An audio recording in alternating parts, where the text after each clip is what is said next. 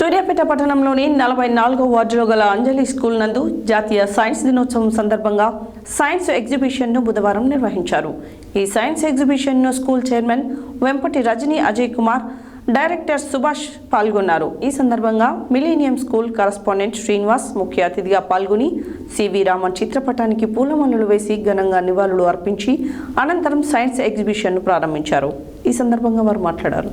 సూర్యాపేట పట్టణంలోని 44వ వార్డులో గల అంజలి స్కూల్ నందు జాతీయ సైన్స్ దినోత్సవ సందర్భంగా సైన్స్ ఎగ్జిబిషన్ను బుధవారం నిర్వహించారు. ఈ science exhibition school chairman Vempati Rajani Ajay Kumar, director Subhash పాల్గొన్నారు. ఈ సందర్భంగా మిలీనియం స్కూల్ కరస్పాండెంట్ శ్రీనివాస్ ముఖ్య అతిథిగా పాల్గొని సివి రామన్ చిత్రపటానికి పూలమాలలు వేసి ఘనంగా నివాళులర్పించి అనంతరం సైన్స్ ఎగ్జిబిషన్ను ప్రారంభించారు. ఈ సందర్భంగా వారు మాట్లాడుతూ పాఠశాల విద్యార్థులు తమ ప్రతిభ పాఠవాలతో అద్భుతమైన ప్రయోగాలు చేయడం చాలా సంతోషంగా ఉందని అన్నారు. సైన్స్ ఫెయిర్ నందు సైన్స్, సోషల్, మ్యాథ్స్ కు సంబంధించిన ప్రయోగాలు, శాస్త్ర సాంకేతిక రంగాలకు చెందిన ప్రయోగాలను విద్యార్థులు ప్రదర్శించారు.